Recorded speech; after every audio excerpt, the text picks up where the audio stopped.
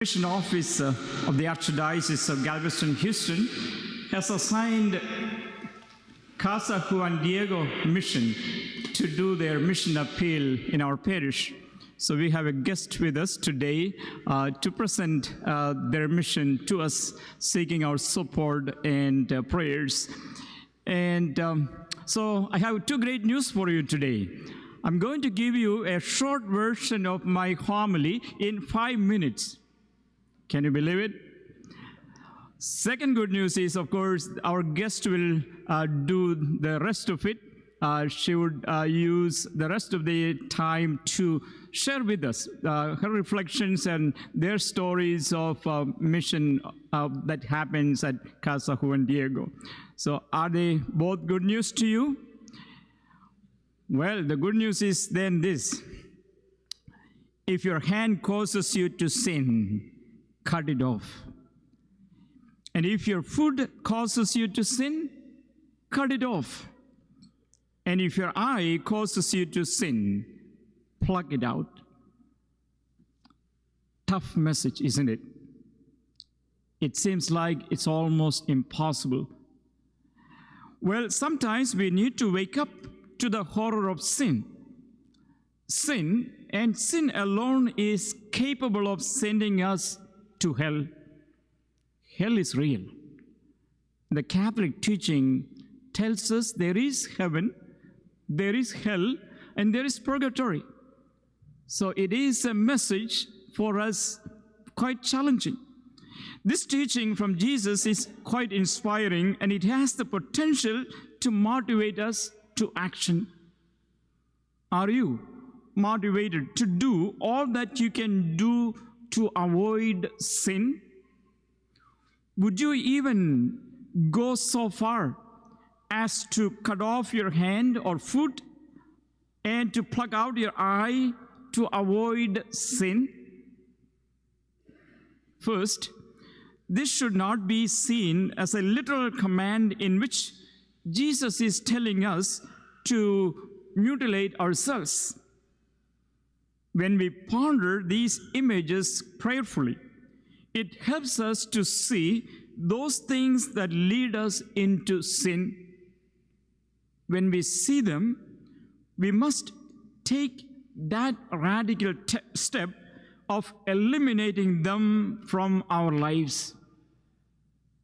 Many of the church fathers say that the hand, the foot, and eye in this teaching refer to our friends. Just as a hand, foot, or eye are good in and of themselves, our friends also are good. We are made for friendship with God and with others. However, not every friendship helps us to grow closer to God. Therefore, when another person tries to relate to us in such a way that they lead us into sin, we must take that temptation very seriously and reject it with much vigor. This teaching also represents every situation in life that tempts us to sin. As we heard in the second reading, for example, consider our material possessions. People are drawn to nice things. We like to have nice cars, nice houses, nice clothes, anything that is good, nice food. We are drawn to naturally to nice things. But does possessing nice things help our soul to become holy? The more luxurious our material possessions, the more tempted we will be to rely upon them for our happiness. Therefore, choosing to live in luxury is almost always better for you and for your soul than choosing to live in luxury. Ponder this very graphic teaching from Jesus. and try to apply it to your own life. Identify those things that lead you into sin and eliminate them with much determination. And so having said that, I would like to invite Susan Gallagher, representing from the Casa Juan Diego, to share with us her mission.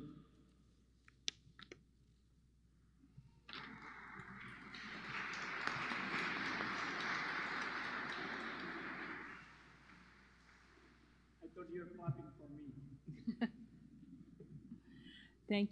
Thank you so much, Father, for your very warm welcome, and to all of you for accepting us here today. And thanks to Cardinal DiNardo for sending us. We're very grateful. Casa Juan Diego is a center for immigrants and refugees, started by Mark and Louise Zwick here in Houston in 1980.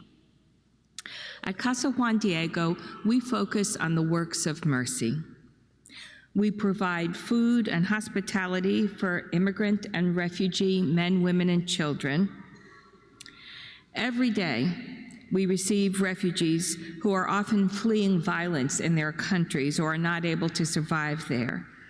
Many arrive traumatized by their suffering on their long journey to Houston. We also provide hospitality for immigrant women who are pregnant or who are physically battered, along with their children. We always have dozens of people living with us, and when people are with you 24 hours a day, babies may be born at any hour, people become ill and have to be cared for. So one of our biggest challenges now is responding to the sick and injured people who have no insurance, no disability, no way of getting help. Each day we are presented with people who are seriously ill or who have long-term disabilities due to paralysis or amputation or strokes. We have a medical and dental clinic and other supportive services for the sick and wounded and paralyzed, but our resources are always stretched, and we are always in need of doctors, nurses, and dentists who can give us even a few hours a month. In addition to feeding our live-in guests, we also try to provide food to any hungry Houstonian, and several thousand come to us each month for food. We publish a newspaper quarterly, and I'll be at the back of the church after Mass. If you'd like to give me your address, we will send them to you. Some wonder how we do this work, how we receive guests who are with us 24 hours a day, and others who every day, every hour, come to our door seeking help. We have two secrets that help us with this work. The first is the Gospel of Matthew, chapter 25, which tells us that what we do for the least among us, we do for Jesus. We are blessed in being able to serve Jesus in the guise of the poor. The second secret is that of Dorothy Day, who founded the Catholic Worker Movement and whose cause for canonization is now under consideration. This is the secret of voluntary poverty. At Casa Juan Diego, none of our workers receive pay. Everyone from our director to our full-time live-in volunteers to our part-time volunteers, everyone gives their work as a gift. So in more than 40 years, not a single penny has gone to salaries. If you contribute to Casa Juan Diego, you can be assured that the funds will go to the poor. Today, we are facing an epidemic of neglect.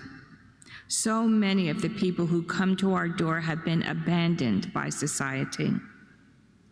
I am here to ask for your prayers and your financial support.